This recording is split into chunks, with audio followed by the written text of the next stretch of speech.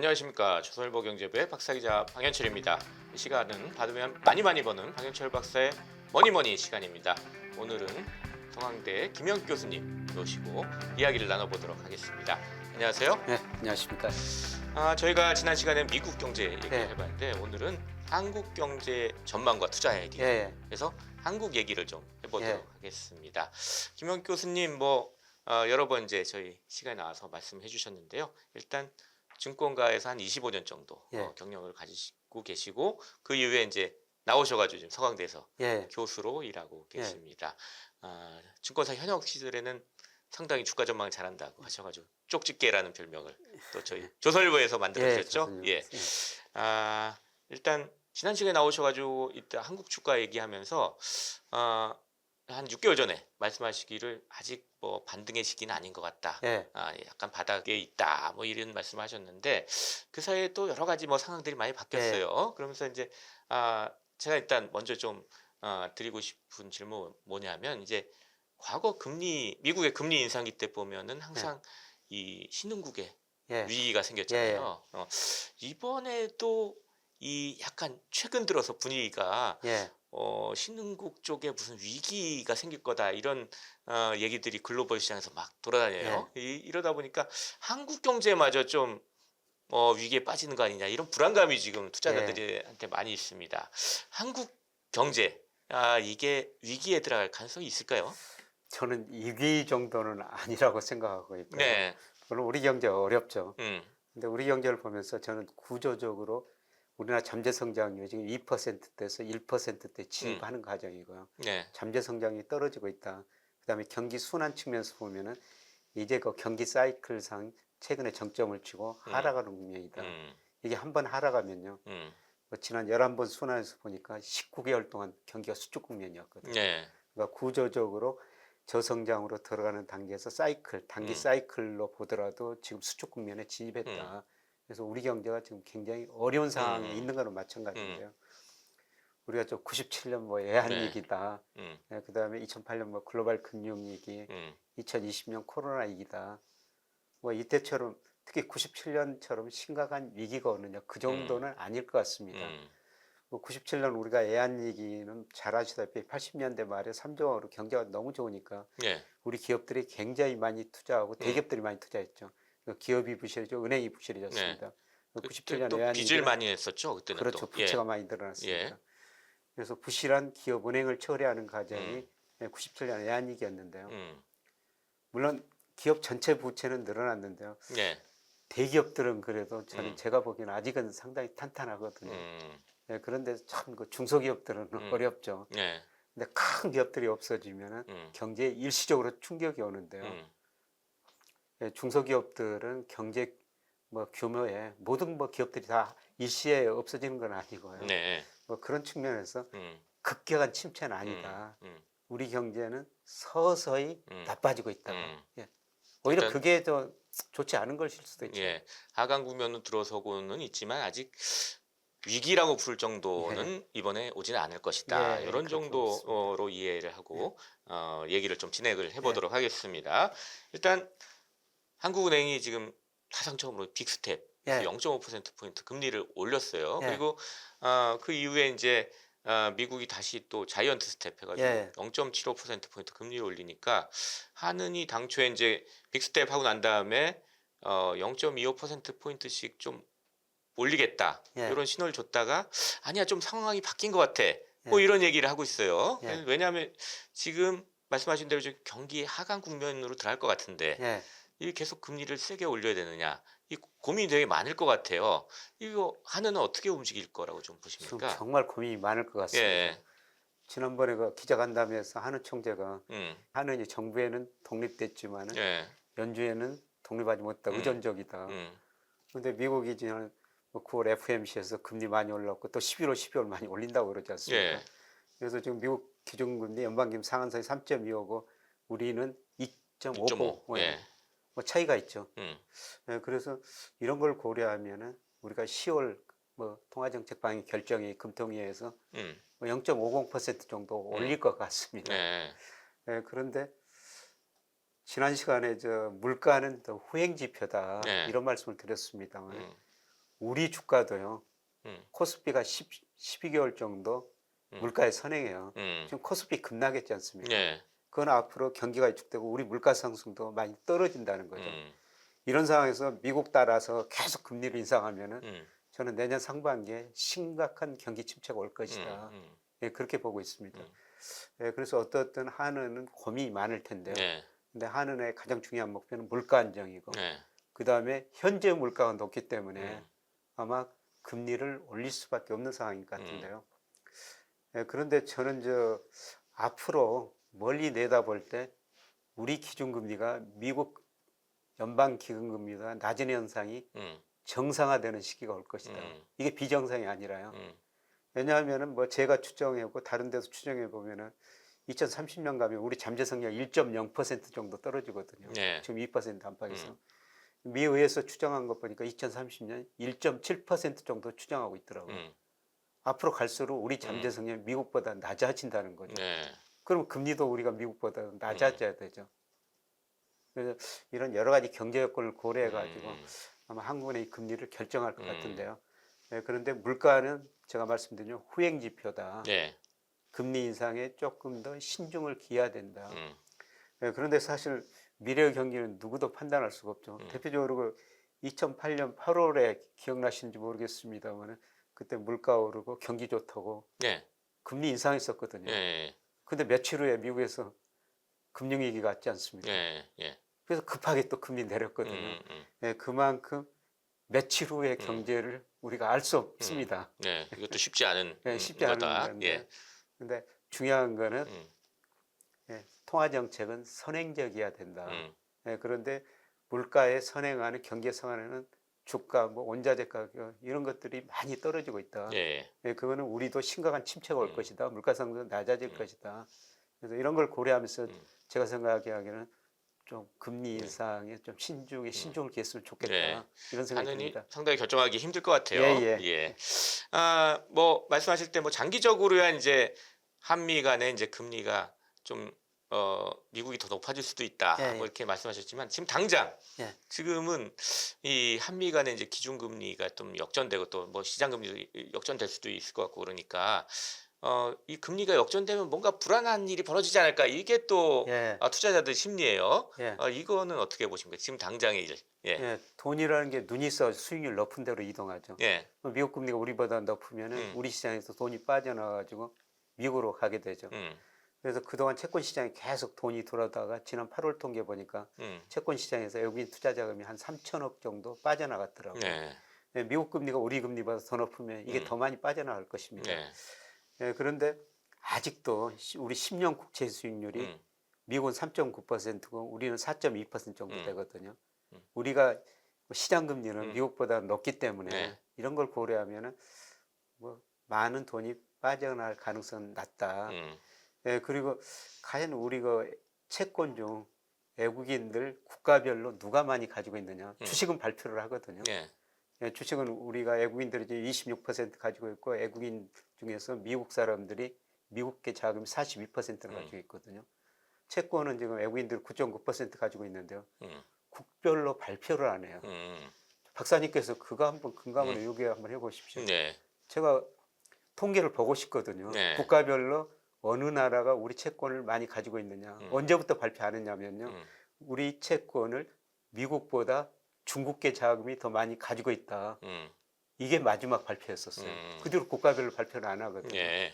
그래서 왜 발표를 안 하느냐. 제가 금감원한테 한번 담당자한테 그 보도자료 있는 그 전화번호를 돌렸더니 네. 외국인이 싫어해서 발표를 안 한다는 아, 그래요? 그거 말이 안 되는 소리죠. 예. 예. 그래서 한번 박사님께서 예. 좀 저 그 데이터 좀 알고 싶거든요. 예. 제가 이런 말씀을 드리는 예. 것은 어느 나라가 중요한 게 좀 있으니까 그러죠. 그렇죠. 예. 아마 미국 금리가 우리 금리보다 더 높은 미국 채권 자금은 미국으로 빠져나갈 거예요. 네. 예, 그런데 우리 금리가 일본보다 높고 중국보다 높고 독일보다 훨씬 높거든요. 그런 자금은 우리 채권을 살 거라는 거죠. 예, 그래서 국가별로 어디 나라가 얼마나 채권을 가지고 있는지 궁금한데 이거 발표를 안 해줘요. 네. 그것도 한번 알아보도록 예. 하겠습니다. 그리고 이제 미국이 계속 금리를 올리면은 이제 문제가 이제 강달러 해가지고 원화는 지금 약세로 예, 가고 예. 있잖아요. 이게 언제나 좀 해소가 되고 이게 계속될 것이냐, 뭐 이것도 이제 궁금해지는 질문입니다. 예, 뭐 일시적으로 뭐 1,450원 뭐 음, 조금 넘을 것 같습니다. 예, 예.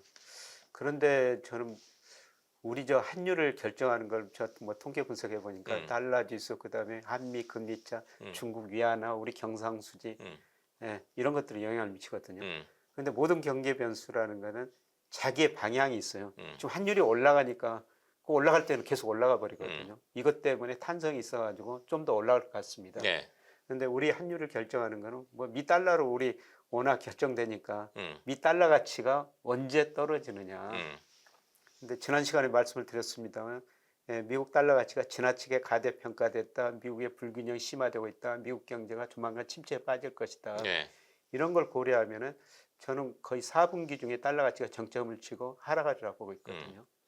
예, 그래서 뭐 원달러 환율도 아마 뭐 4분기 중에 그때쯤에 환율 자체는 꼭지를 칠 수 예, 꼭지일 수 있다. 있고 예, 떨어질 거라고 보고 음, 있습니다. 음, 오늘 같이 올라간다는 거죠. 네, 예, 문제는 이제 떨어지는 속도인데요. 음, 떨어지는 속도는 그렇게 빠르지는 않을 것 음, 같습니다만은 아마 4분기 중에 환율이 정점을 치고 하락할 가능성이 높아 보입니다.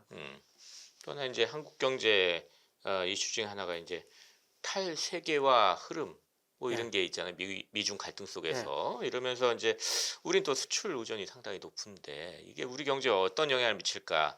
이것도 상당히 궁금합니다. 또 중국하고도 좀 관계 설정을 다시 해야 되는 거냐? 뭐 이런 예. 것도 궁금해지고요. 예. 그래서 우리 GDP 중에서 뭐 아시다시피 작년 기준으로 보면 수출이 총 수출이 차지하는 비율이 44%나 되거든요. 네, 그러니까 절대적으로 우리 수출에 음, 의존한 나라입니다. 그래서 우리 상반기 우리 경제가 플러스 성장한 거는 음, 특히 1분기에는 수출이 많이 기여했거든요. 네, 예, 그런데 제가 전망해 보니까 10월 뭐 11월 가면서 수출 증가율이 마이너스로 네, 나와요. 예, 예, 그러면 수출이 마이너스 나오면 우리 경제 예, 성장률도 많이 떨어지고 예, 마이너스도 갈 수도 있다는 음, 거죠. 정말 수출이 중요하는데요. 예, 그 중에서 이제 대중 수출이 굉장히 네, 중요하죠. 예를 들어 2000년에 중국이 우리 수출에 차지하는 비율이 음, 11%였는데 2018년, 19년에 26%까지 음, 갔습니다. 그런데 올해 보니까 23%로 음, 떨어졌더라고요. 예, 그만큼 중국 경제 성장이 예, 둔화되고 있다는 네, 거죠. 예, 그리고 바이든 대통령 음, 때 우리가 참 외교가 더 힘든 것 같아요. 음, 트럼프 대통령은 어떻습니까? 네, 자기가 혼자 가서 직접 뭐 여기 가서 이 말 저기 가서 혼자 싸웠지 네, 않습니까? 네, 근데 음, 바이든은 음, 우리 편 들래 아닐래 네, 뭐 극단적으로 그런 상황 아닙니까? 음, 그래서 참 우리 애교가 좀 중국 관계가 힘들겠구나 네, 이런 생각 드는데요.